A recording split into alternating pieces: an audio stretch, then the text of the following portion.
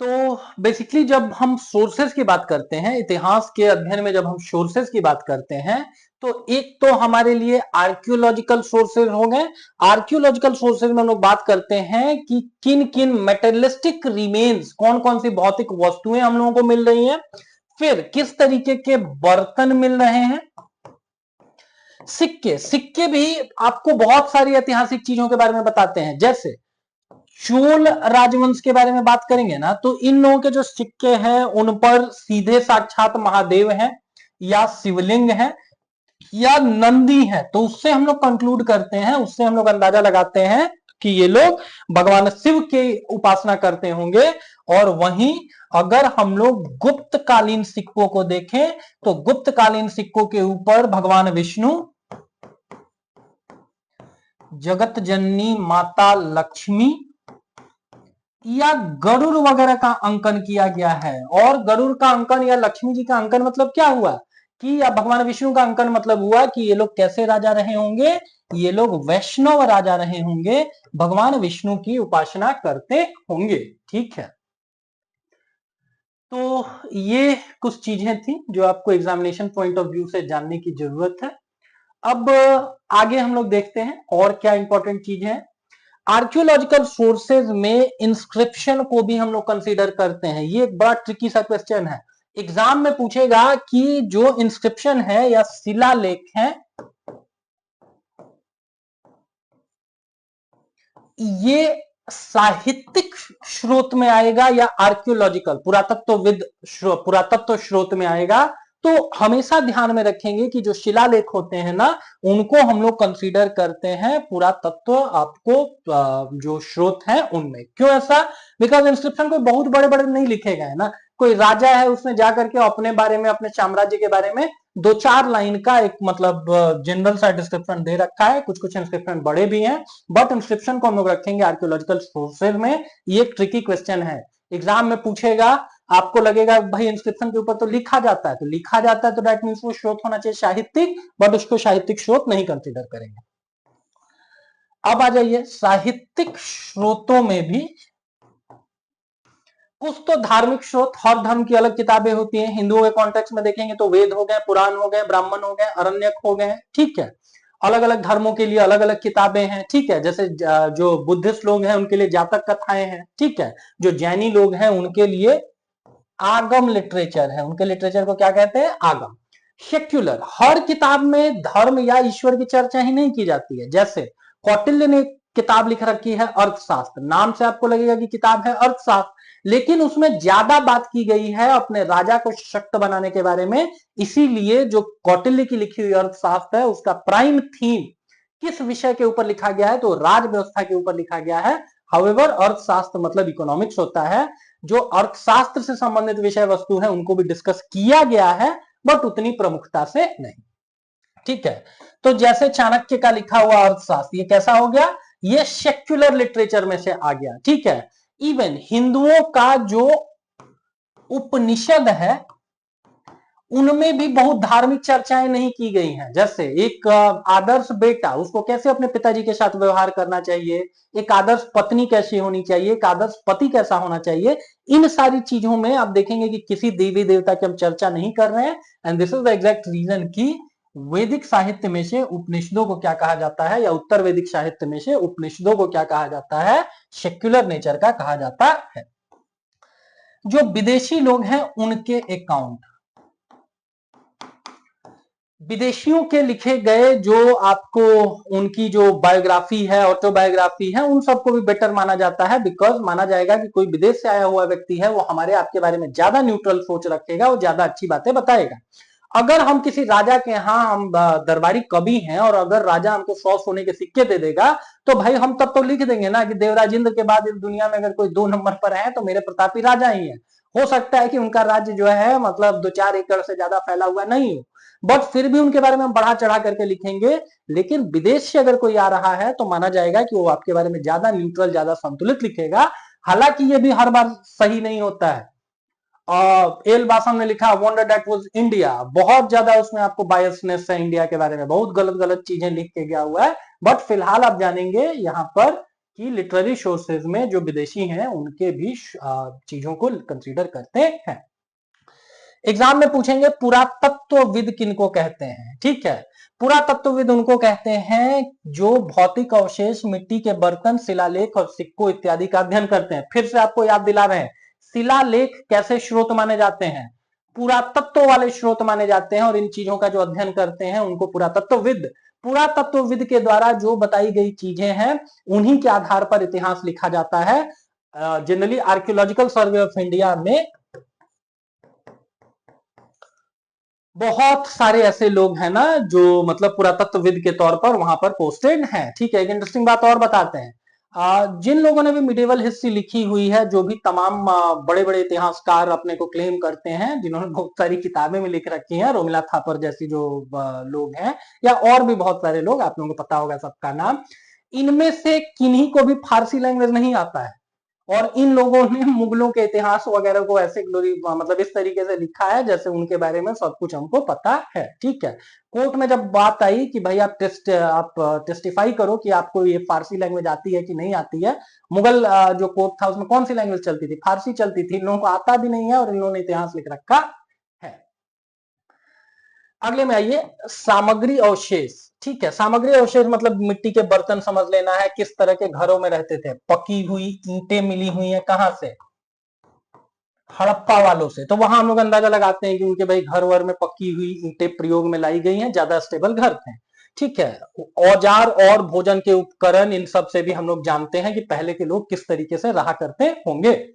अगला एक बड़ा इंटरेस्टिंग सा लाइन है, स्थलों की ऊर्ध्वाधर खुदाई से हमें भौतिक संस्कृति का एक अच्छा कालानुक्रमिक अनुक्रम मिलता है। क्या बात की गई है, ऊर्ध्वाधर खुद मतलब क्या हुआ, वर्टिकल डिगिंग, ठीक है।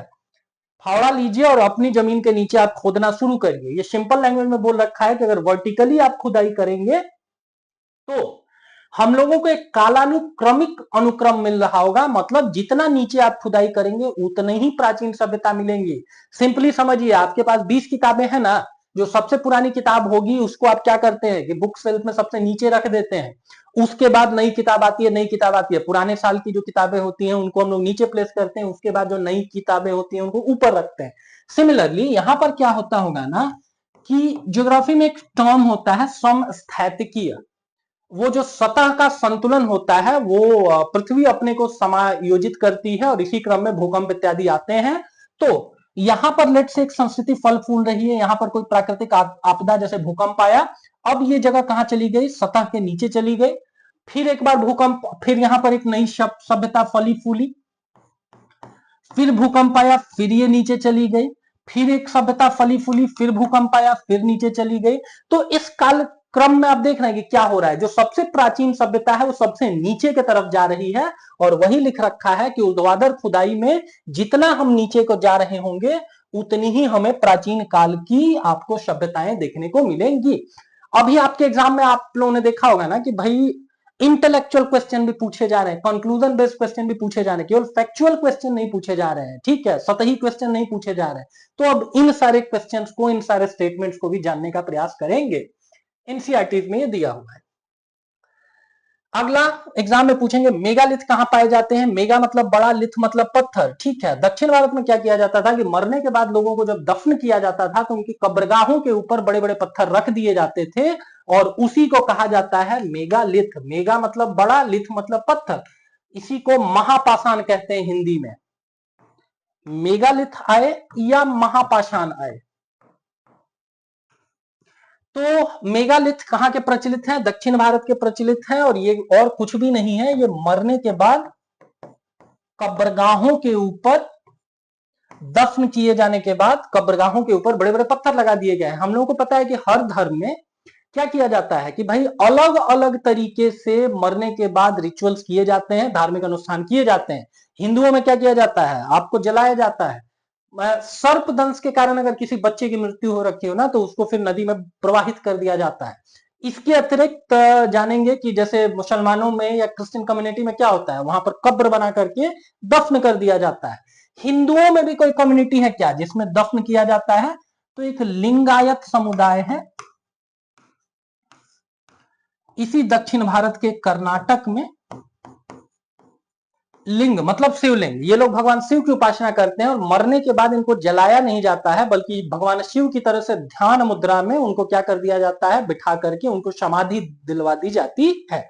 एग्जाम में पूछे लिंगायत कम्युनिटी कहां पर, कर्नाटका, और ये लोग किनके फॉलोअर हैं, ये जो संप्रदाय है ये किनकी पूजा करता है, तो भगवान शिव की पूजा करता है। मरने के बाद इनको जलाया नहीं जाता है, बल्कि शिव की तरह से, भगवान शिव की तरह से ध्यान मुद्रा में बिठा करके समाधि दे दी जाती है। बहरहाल यहां लौटते हैं, दक्षिण भारत मेगालिथ या महापाषाण कहां पर, तो महापाषाण मतलब समझना है दक्षिण भारत, और ये लौह युग के बाद के लोगों के जीवन की कहानी आपको बताता है। 1500 बीसी ऑनवर्ड्स में ये प्रचलन में था दक्षिण भारत में। लोहे का इस्तेमाल इस भारतीय उपमहाद्वीप में लगभग 3000 साल पहले शुरू हुआ है। हम लोगों ने क्या पढ़ा हुआ है कि आर्य लोग 1500 बीसी में आए। 1500 बीसी मतलब 1500 साल बीसी का, और 2000 साल एडी का मतलब 3500 साल। लोहे को यूज करने के ऊपर मास्टरी किन लोगों की थी, इन आर्यन लोगों की थी। तो आने के बाद इन्होंने जमीन को फावड़ा वड़ा लेके खुदाई थोड़े ना शुरू कर दी होगी। देखिए 3500 में, और वो वही 5 साल बाद की कहानी बता रही है कि भारतीय उपमहाद्वीप में लगभग 3000 साल पहले लोहे का इस्तेमाल शुरू हुआ।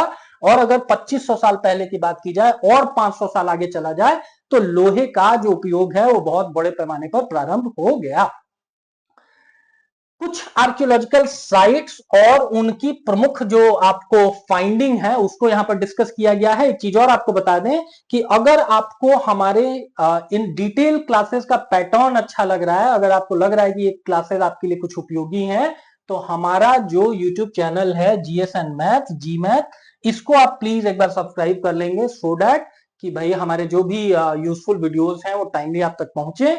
और इसके अतिरिक्त जो भी चीजें हैं, जो भी नोटिफिकेशन वगैरह है, अगर उसको आप ऑन कर लेंगे तो हमारे वीडियोस की आपको रिच की आपको जानकारी मिलते रहेगी। और इसके लिए हमारे इस प्रयास को सराहने के लिए हम लोग भी व्यक्तिगत तौर से आपके बड़े आभारी रहेंगे। ठीक है, तो यहां पर और एक चीज बता दें कि ये जो पहली वाली क्लास है ये कंप्लीटली हम लोगों ने जो पुरानी वाली एनसीईआरटी है ना, उसके पहले और दूसरे चैप्टर के आधार पर इस नोट्स को तैयार किया हुआ है। And this is the exact reason कि एनसीईआरटी बेस्ड होने के कारण ही आपके कॉम्पिटिटिव एग्जाम्स के लिए काफी इंपॉर्टेंट है। दूसरी बात जिसके ऊपर हम लोगों ने बात किया कि केवल आइडल होके मत पढ़िए, निष्क्रिय होके मत पढ़िए कि हाँ कोई तो कुछ बोल रहे हैं, ठीक है, उनमें से बहुत चीजें हम सुन लिए। जो चीजें आपको नहीं पता है उनको एक बार कलम कॉपी लेकर के भी बैठेंगे, उनको नोट डाउन करने का भी प्रयास करेंगे। यकीन मानिए बाकी जो एस्पिरेंट्स होंगे, बाकी जो प्रतियोगी होंगे, उनके ऊपर आपको एज मिलेगा। आज के समय में लोग इस मतलब इतने निष्क्रिय होते जा रहे हैं कि वो खुद से कुछ भी नहीं करना चाह रहे। ये जितनी बातें हम आपको बता रहे हैं ना, ये मेरा नॉलेज है, वो उसको अपना नॉलेज बनाने के लिए आपको भी थोड़ा एफर्ट लगाना होगा, आपको थोड़ा प्रयास करना होगा। And this is the exact reason कि हम बार बार आपसे रिक्वेस्ट करते हैं कि भाई कलम और कॉपी लेकर के पढ़ने बैठिए और 3 घंटे से ज्यादा ऑनलाइन क्लासेस मत करिए। उसके अतिरिक्त किताबें पढ़िए, और किताबों का मतलब आज के समय में ऑफकोर्स पीडीएफ भी हो सकता है।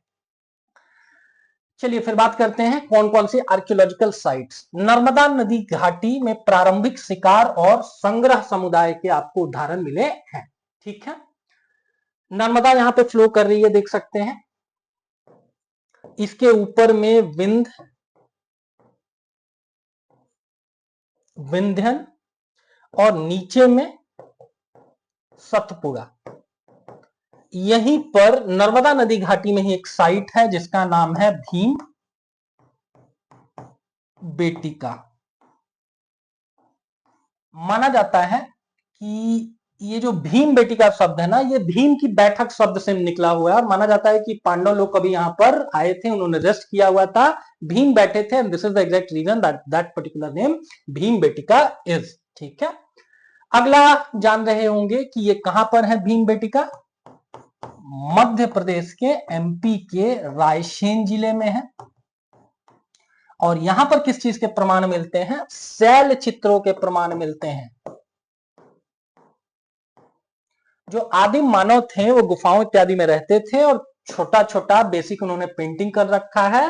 शैल मतलब पत्थरों के ऊपर चित्र बनाए गए हैं। एग्जाम में पूछेंगे भीम बेटिका कहां, मध्य प्रदेश रायसेन, और नर्मदा नदी घाटी हुआ शैल चित्रों के लिए प्रसिद्ध है। 95% टाइम एग्जाम में इसी भीम बेटिका साइट को पूछा जाता है आदिम सभ्यता से संबंधित। लेकिन एक और साइट है जिसका नाम है लकुदियार। आप लोगों ने में से बहुत सारे लोगों ने शायद नहीं सुना होगा, जो बहुत अच्छा जिन्होंने पढ़ा होगा उन्होंने सुना भी होगा। लकुदियार कहां पर है? ये उत्तराखंड में है। और भीम बेटिका की तरफ से यहां पर भी बहुत सारे शैल चित्र मिले हुए हैं आदिम सभ्यता से संबंधित। ठीक है, तो वही लिख रखा है। नर्मदा नदी घाटी में आपको क्या मिलता है? आरंभिक शिकार और संग्रह लोग करते थे वस्तुओं को, और शैल चित्र वगैरह बनाते थे, जिसका हम लोगों ने रेफरेंस दे दिया। विंध्य के उत्तर में चले जाइए तो भारत में चावल सबसे पहली बार यहीं उगाया गया था।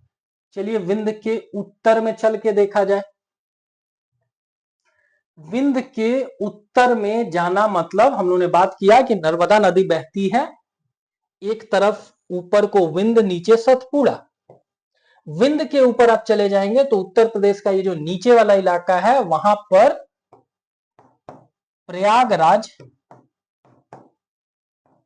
या मिर्जापुर। मिर्जापुर शायद कालीन भैया के कारण आप लोग अब ज्यादा आइडेंटिफाई कर पाए, लेकिन इसका भी अपना एक हिस्टोरिकल इंपॉर्टेंस रहा हुआ है। दुर्भाग्य यही है कि मिर्जापुर को हम लोगों को जानना चाहिए बेलन नदी घाटी के कारण। मिर्जापुर को हम लोगों को किसके कारण जानना चाहिए? जो बेलन नदी घाटी है उसके कारण मिर्जापुर को जाना जाना चाहिए। बट आज के समय में ये ओटीटी प्लेटफॉर्म के जमाने में हम लोग कालीन भैया के थ्रू इन चीजों को जानते हैं। बहरहाल इसी बेलन नदी घाटी में दो जगह हैं, एक है कोल्डी हवा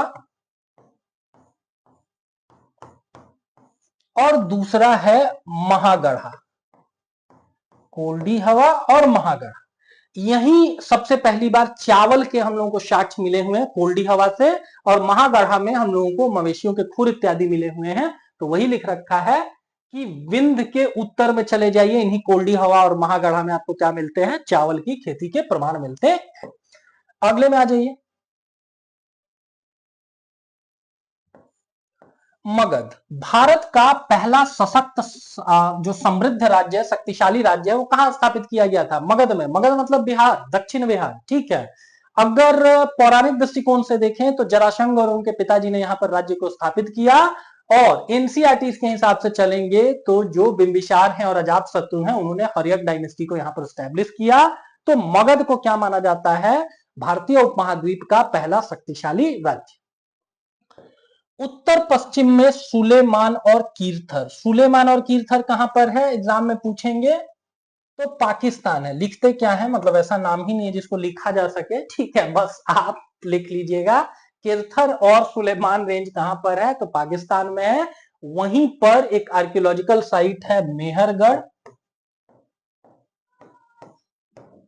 और मेहरगढ़ में ही पहली बार गेहूं और जौ का उत्पादन किया गया। ध्यान देंगे यहां पर चावल नहीं लिख रखा है, गेहूं और जौ मेहरगढ़ में। और कितने साल पहले? लगभग 8000 वर्ष पहले। ठीक है, उसके बाद गारो पहाड़ियां। गारो पहाड़ियां आप लोगों को पता ही होगा कि मेघालय राज्य में 3 पहाड़ियां हैं, गारो, खासी और जयंतियां। वहीं पर मानसिन राम और चेरापूंजी में बहुत बारिश होती है, उसमें भी मानसिन राम में ज्यादा। वहां से भी प्रारंभिक कृषि के हम लोगों को उदाहरण देखने को मिलते हैं। सिंधु और उसकी सहायक नदियां, भारतीय उपमहाद्वीप के प्रथम शहर। मतलब ये बात की जा रही है हड़प्पा सभ्यता की।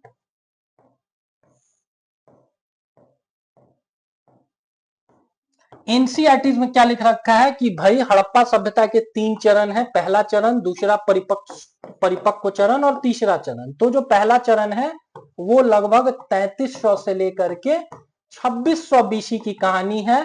कैसी सभ्यता थी? तो नगरीय सभ्यता थी। And this is the exact reason कि भाई आप मान करके चलिए, अगर 2600 बीसी को भी पकड़ेंगे तो 2600 साल उधर और 2000 इधर, लगभग 4600 साल पहले भारतीय उपमहाद्वीप के प्रथम शहरों का आपको विकास हुआ। अगला देखिए, गंगा घाटी के बारे में क्या लिख रखा है? शहरों का विकास लगभग 2500 वर्ष पूर्व हुआ।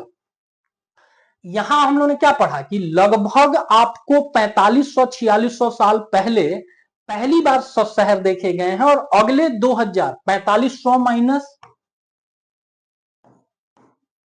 2500 मतलब कितना हुआ? 2000 वर्षों का अंतर।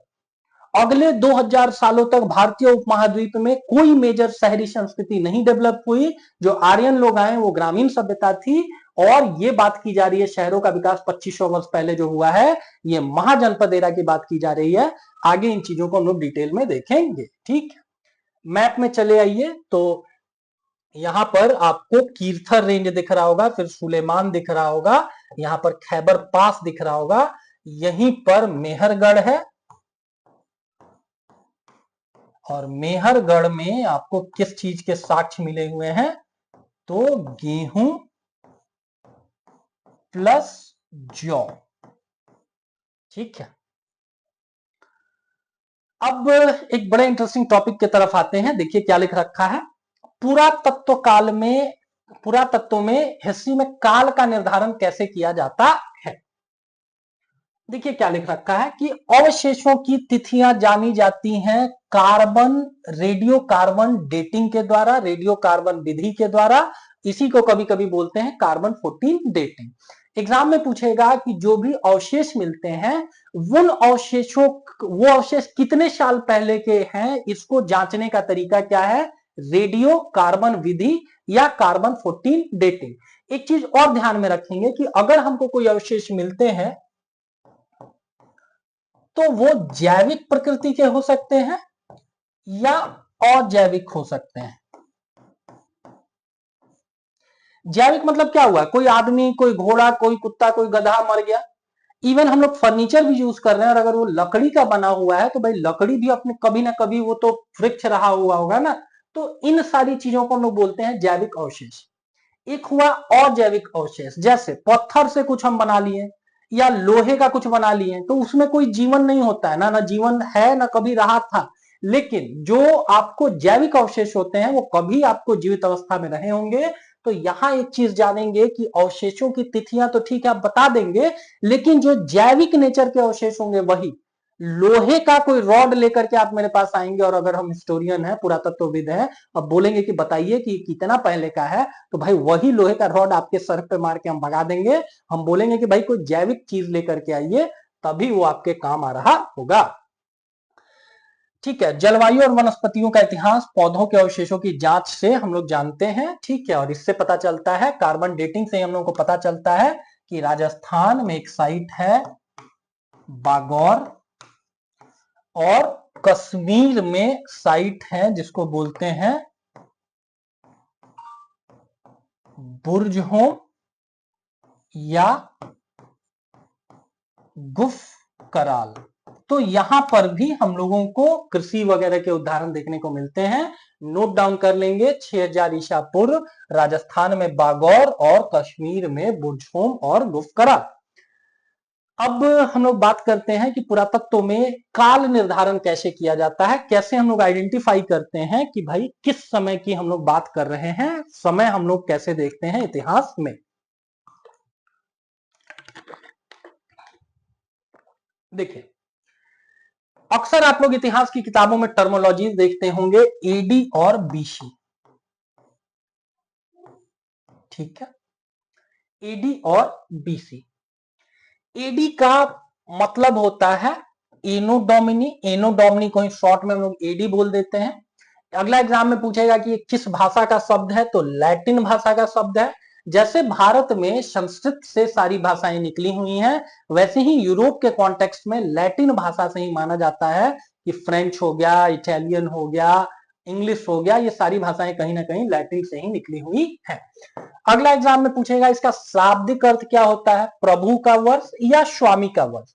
अब यूरोप के पार्डन में, यूरोप के कॉन्टेक्स्ट में प्रभु या स्वामी कौन होने चाहिए, वहां क्रिश्चियनिटी का प्रभुत्व है ना, तो ईसा मसीह होने चाहिए। तो एडी मतलब मानना है कि ईसा मसीह के का जो जन्म का काल है उसको हम लोग बोलते हैं एडी। बीसी का फुल फॉर्म होता है बिफोर क्राइस्ट, या इसी को कभी कभी बोल देते हैं, एक बार कभी आप टर्म देखते होंगे बीसी, कभी टर्म देखते होंगे बीसीई। बीसीई मतलब क्या हुआ, बिफोर कॉमन एरा, हिंदी में इसको बोलेंगे आम युग से पहले, या इसी का मतलब होता है बिफोर करेंट एरा, वर्तमान युग से पहले। अब चूंकि मोस्ट ऑफ द जो मॉडर्न संकल्पनाएं हैं वो यूरोपियों के द्वारा दी गई हैं। लैटिन में एनो डोमिनी मतलब प्रभु का वर्ष, और सब चीजें वो लोग कंसीडर करते हैं जीसस क्राइस्ट के जन्म से। And this is the exact reason कि भाई उसके पहले के कालखंड को लोग बोल देते हैं वर्तमान युग से पहले, या बिफोर कॉमन एरा, या बिफोर करंट एरा। इसका मतलब समझना है ईसाई युग से पहले। तो इसका मतलब अगर कोई वर्ष दिया गया हो कि आज से 5000 साल पूर्व, तो हम लोगों को पता है ना कि भाई 2000 अगर 26 चल रहा है तो लगभग 2000 साल इधर, मतलब एडी वाला जीसस क्राइस्ट के जन्म के बाद का, और लगभग फिर 3000 साल पहले बीसी। तो 5000 साल पहले को हम लोग बोल सकते हैं 3000 ईयर बीसी भी। ठीक है, जिस तरीके से नंबर लाइन पे हम लोग चीजों को सीखते थे ना, वैसे ही यहां पर भी देखिए एडी मतलब 2026 अगर ईयर चल रहा है तो एडी का 2026, और उसके पहले का जो कालखंड है वो है बिफोर क्राइस्ट। ठीक है, अगर हम बोलें कि मेहरगढ़ 7000 साल पहले अगर बहुत इंपॉर्टेंट एक साइट था, तो 7000 साल पहले मतलब 2000 इधर रख लेना है, 5000 साल बीसी में रख लेना है, बिफोर क्राइस्ट में रख लेना है। अब बात करते हैं थोड़ा हम लोग किस चीज के ऊपर, कि भाई जो रेडियो 14 कार्बन डेटिंग थी ये तरीका क्या होता है। पहला चीज नोट डाउन करेंगे कि भाई इस तरीके का इजाद किसके द्वारा किया गया है, तो प्रोफेसर विलार्ड लीवी के द्वारा किया गया है। ठीक है, 1940 के दशक में। ये एग्जाम में नहीं पूछेंगे, लेकिन पूछेंगे कि भाई ये जो रेडियो कार्बन डेटिंग है इस तरीके की इजाद किसने की है, तो प्रोफेसर विलार्ड लीवी ने की है 1940 के दशक में। ये भी नहीं पूछेगा कि कहां पर इन्होंने खोज किया हुआ है, शिकागो विश्वविद्यालय में, ऐसे ही जान लीजिए। और इसी चीज के लिए इनको 1960 में केमिस्ट्री का नोबेल प्राइज मिला हुआ है। क्या अभी हम लोगों ने सीखा कि भाई रेडियो कार्बन डेटिंग के द्वारा हम क्या जानते हैं, जैविक अवशेष कितने समय पहले वो जीवित अवस्था में रहे होंगे ये जानते हैं।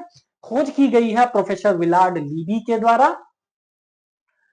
और किया गया है 1940 के दशक में, बट इसको प्रॉपर रिकॉग्निशन मिलता है जब 1960 में इनको नोबेल प्राइज मिलता है। और किस फील्ड में, तो केमिस्ट्री के फील्ड में। ठीक है, यहां तक की कहानी। अब हम लोग देखते हैं कि यह तरीका क्या है। देखिए क्या लिख रखा है कि वायुमंडलीय नाइट्रोजन के साथ ब्रह्मांडीय किरणों की अभिक्रिया होती है। हम लोग को पता है कि हमारे एटमॉस्फेयर में क्या है, N2 लगभग 78% है, और ब्रह्मांडीय किरणें, कभी कभी इसको एग्जाम में हिंदी में ऐसे लिखा होगा कॉस्मिक रेज। ब्रह्मांड में इकलौता हमारा शन थोड़े ना है, बहुत सारे शन तो नगण्य है हमारे ब्रह्मांड के सामने। तो वहां से जो भी विकिरण आता है, जो भी किरणें आती हैं, उनको एक कॉमन नाम हम लोगों ने दे दिया है ब्रह्मांडीय किरण। अब देखेंगे क्या लिख रखा है कि जो नाइट्रोजन है ना वो रिएक्ट करता है ब्रह्मांडीय किरणों के साथ। नाम क्या है, रेडियो कार्बन डेटिंग। बहुत सारे बच्चे कंफ्यूज होंगे, एक स्टेटमेंट पूछ देगा ना कि भाई जो वायुमंडल का जो कार्बन है वही रिएक्ट कर जाता है ब्रह्मांडीय किरणों के साथ। नहीं, रिएक्शन किसका होता है, नाइट्रोजन का होता है। आप लोगों को पता है ना कि कार्बन डाइऑक्साइड से ही तो कार्बन मिल सकता है ना, वो एटमॉस्फेयर में 1% से भी कम है। And this is the exact reason कि जो रिएक्शन होता है वो नाइट्रोजन और ब्रह्मांडीय किरणों का होता है। यही एक एक दो दो जो इंटेलेक्चुअल क्वेश्चन है ना, जो अच्छे वाले क्वेश्चन है, आपको एज दिलाएंगे। किन दोनों के मध्य रिएक्शन हो रहा है, नाइट्रोजन और ब्रह्मांडीय किरणों के मध्य। ठीक है, अब इसमें होता क्या है उसको हम लोग देख लेते हैं।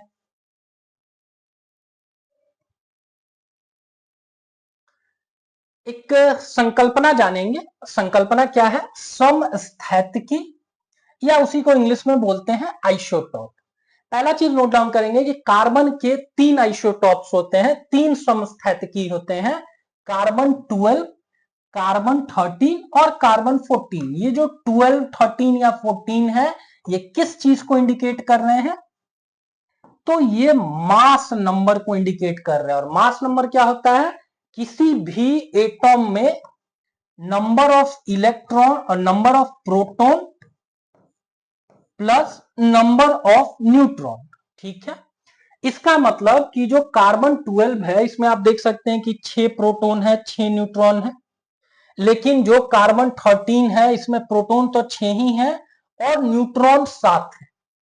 ठीक कार्बन 14 में चले जाएंगे तो प्रोटॉन आपको 6 है और न्यूट्रॉन 8 है। ठीक है, अब इसका मतलब समझेंगे कि क्या कहानी ये है। इस लेक्चर के प्रारंभ में भी ही हम लोगों ने बात किया हुआ था ना कि विषय तो एक ही है जो माता सरस्वती ने हम सबको दिया हुआ है, लेकिन अगर आपको उसी को हम लोग अलग अलग नामों से जानते हैं, इतिहास हो गया, पॉलिटी हो गया।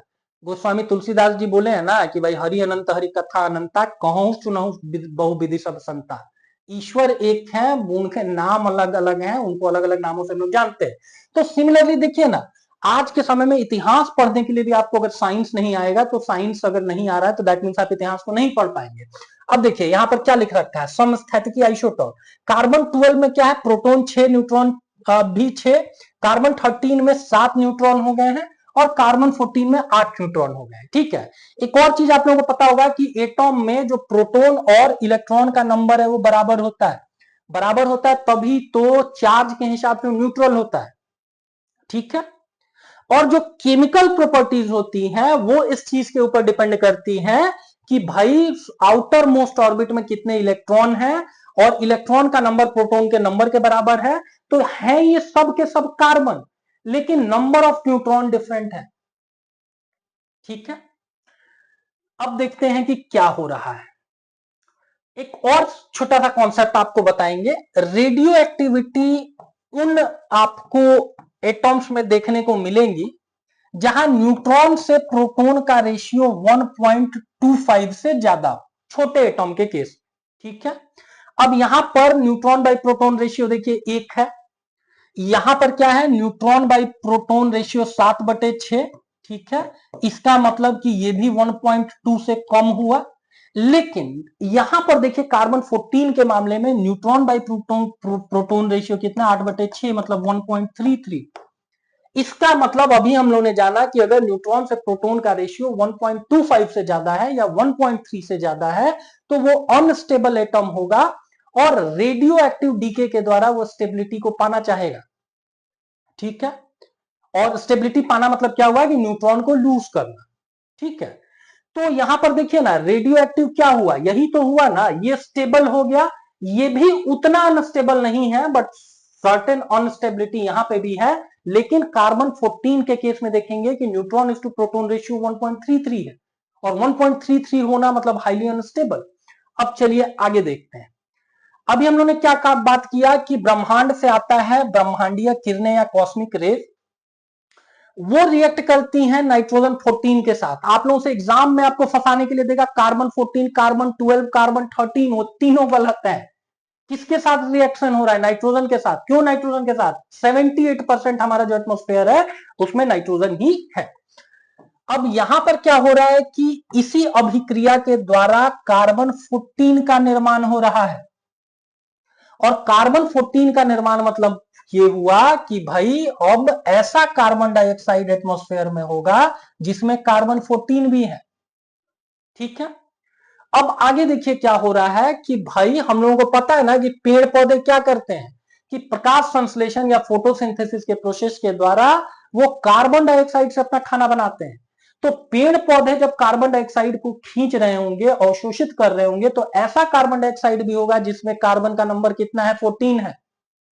ठीक है, अब इस पेड़ में भी कार्बन 14 आ गया। इस पेड़ को इस घोड़े ने खाया तो इसमें कार्बन 14 आ गया। इस घोड़े को किसी शेर ने खाया, उसमें भी कार्बन 14 आ गया। अब आप सोच करके देखिए कि किसी भी स्पीसीज में ये कार्बन 14 तब तक ही तो बढ़ेगा ना जब तक वो जीवित होगा। मरने के बाद खाने की जरूरत भूतों को होती है, मतलब जो भी प्रॉपरली जो मर के खत्म हो गए उनको खाने की जरूरत नहीं होती है, राइट।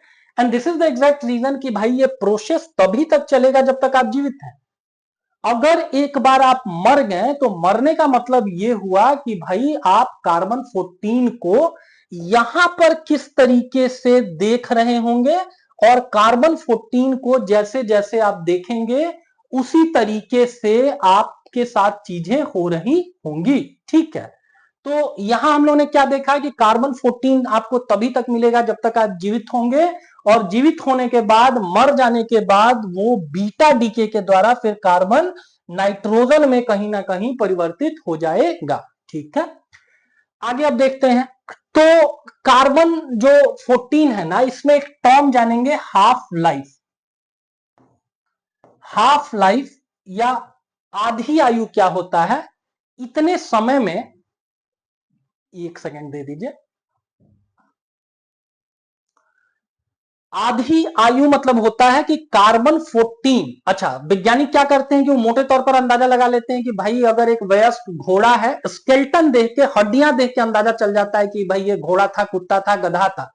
आदमी में भी ये आदमी था या औरत था। अगर कूल्हे चौड़े हैं, क्योंकि महिलाओं को प्रजनन के द्वारा बच्चे पैदा करने होते हैं, इसीलिए महिलाओं के जो कूल्हे होते हैं वो यूजुअली चौड़े होते हैं, राइट। तो साइंटिस्ट ने अंदाजा लगा लिया कि भाई ये कौन सा स्पीसीज था, और मोटे तौर पर इस स्पीसीज में 1 ग्राम पाया जाना चाहिए, क्या, कार्बन 14। अगर एक ये जीवित महिला जब रही होगी, इसके बॉडी में कार्बन 14 होना चाहिए 1 ग्राम, ठीक है। और हाफ लाइफ मतलब होता है कि कार्बन 14 डीके कर जाएगा और स्टेबल कार्बन 12 में 5730 सालों में। और स्पेसिफिक होकर बात करें तो 5728 साल भी अगर एग्जाम में दिया हुआ है तो उसको भी सच मानेंगे, वो भी अपने आप में गलत नहीं है, ठीक है। अब देखते हैं कि और क्या चीजें यहां पर है। तो अभी तक हम लोगों ने बात किया कि भाई नाइट्रोजन 14 कन्वर्ट हो जाता है कार्बन 14 में, वो आता है पेड़ पौधों तक, पेड़ पौधों को खाते हैं जो भी शाकाहारी जीव, और उनको खाते हैं फिर मांसाहारी जीव। तो ये चक्र चलता है फूड चेन का, जो खाद्य श्रृंखला है उसके द्वारा विभिन्न जीवों में कार्बन 14, लेकिन तभी तक जब तक वो जीवित है। मर गया तो वैज्ञानिक अंदाजा लगाते हैं कि भाई 1 ग्राम इसमें कार्बन 14 होना चाहिए। और हाफ लाइफ मतलब होता है कि 1 ग्राम कार्बन 14, चूंकि हम लोगों ने बात किया कि अगर न्यूट्रॉन इस टू प्रोटॉन रेशियो 1.25 से ज्यादा है तो वो अनस्टेबल, और वो स्टेबिलिटी की तलाश में क्या करेगा, रेडियो एक्टिव डीके करेगा, ठीक है। तो 1 ग्राम कार्बन 14 हाफ लाइफ मतलब ये हुआ कि 0.5 ग्राम प्लस 0.5 ग्राम, 0.5 ग्राम ये बचेगा कार्बन 14 और प्लस स्टेबल वाला कार्बन 12। और 5730 सालों के बाद इस सैंपल को आप खोलेंगे ना तो ये और आधा हो चुका होगा, अब ये 0.25 ग्राम ही होगा, और यहां से 0.25 ग्राम और स्टेबिलिटी पा लिया होगा तो 0.75 gram. And this process goes on, ठीक है। तो बेसिकली कहने का मतलब मेरा यही है, यहां पर देखिए लिखा भी हुआ है कि एट डेथ, डेथ मृत्यु के समय अंदाजा लगाएं कि भाई लेट से उसमें 1 ग्राम था, 5730 सालों के बाद वो 50% रह गया, और डबल कर दीजिए 11460 सालों के बाद 25% ही रह गया, 50% का भी आधा। एंड दिस प्रोसेस कंटिन्यूज, 25% का भी आधा आपको मिलेगा, 12.5%, अगर और आप 5730 साल बाद इस सैंपल को ढूंढेंगे, ठीक है। तो इंटेलेक्चुअल चीज यही है कि जो कार्बन 14 है ये कार्बन 12 से नहीं आता है बल्कि नाइट्रोजन से आता है। और उसी चीज को देखिए क्या लिख रखा है कि जो कार्बन 14 है वो वायुमंडलीय ऑक्सीजन के साथ रेडियोधर्मिक कार्बन डाइऑक्साइड बनाता है, प्रकाश संश्लेषण द्वारा पौधे अवशोषित करते हैं, अवशोषित करने में कार्बन 12 के साथ साथ कार्बन 14 भी वो कंज्यूम कर लेते हैं। ये प्रोसेस तब तक चलता है जब तक वो जानवर या पौधा मरे नहीं, मरने के बाद पर्यावरण के साथ कार्बन 14 का आदान प्रदान बंद, और धीरे धीरे कार्बन 14 की जो मात्रा है वो कम होने लगती है, क्योंकि कार्बन 14 में रेडियो एक्टिव डीके, रेडियो धर्मी क्षय होता है, और हर 5730 सालों के बाद ये क्वांटिटी आधी हो जाती है। तो मोरल ऑफ द स्टोरी हम आपको क्या बताना चाहें ना यहां पे, कि देखिए हम हिस्ट्री की क्लास ले रहे हैं, बहुत पिछले 10 मिनट से 5 मिनट से हम आपको साइंस बता रहे हैं। आप अपने एग्जाम का जीएस का सिलेबस देखिए, उसमें क्या पढ़ते हैं। जैसे सबसे अच्छे एग्जाम यूपीएससी का एग्जाम्पल लीजिए, उसमें पहले पेपर में लोग हिस्ट्री पढ़ते हैं, ज्योग्राफी पढ़ते हैं, थोड़ा इंडियन सोसाइटी पढ़ते हैं। दूसरा वाला जो उसका पेपर है उसमें गवर्नेंस पढ़ते हैं, राज व्यवस्था पढ़ते हैं, संविधान पढ़ते हैं, सामाजिक न्याय पढ़ते हैं, और इंटरनेशनल रिलेशन, अंतरराष्ट्रीय संबंध पढ़ते हैं। तीसरे वाले में हम लोग तकनीक या साइंस पढ़ते हैं, अर्थशास्त्र पढ़ते हैं, पर्यावरण विज्ञान पढ़ते हैं, और डिजास्टर मैनेजमेंट पढ़ते हैं, और चौथे वाले में इथिक्स पढ़ते हैं। तो सोच के देखिए कि हम हिस्ट्री की इंट्रोडक्टरी क्लास में यहां पे क्लास ले रहे हैं और पिछले 10 मिनट से हम बात कर रहे हैं साइंस की। तो अभी के समय में अगर आपका जीएस पर ओवरऑल पकड़ नहीं है, अगर आपको लगता है कि हमको केवल हिस्ट्री ही समझ में आता है, हमको साइंस नहीं समझ में आता है, तो आप सेलेक्ट नहीं होंगे। कोई और बच्चा होगा मार्केट में, यकीन मानिए, जिसको हिस्ट्री भी समझ में आएगा, साइंस भी समझ में आएगा। And this is the exact reason कि हमारा ये हम्बल रिक्वेस्ट है कि सारे विषयों के ऊपर पकड़ बनाने का प्रयास करें, तभी जाकर के आज के इस कॉम्पिटिटिव एग्जाम्स के दौर में आप सक्सेसफुल हो पाएंगे। ठीक है, फिर अब इसके तीसरे वाले पार्ट की तरफ हम लोग देखेंगे। और तब तक इट्स अ हम्बल रिक्वेस्ट कि अगर अभी तक आपने हमारे इस चैनल जीएस एंड मैथ्स को लाइक, शेयर और सब्सक्राइब नहीं किया हुआ है तो प्लीज डू दैट। ठीक है, थैंक यू।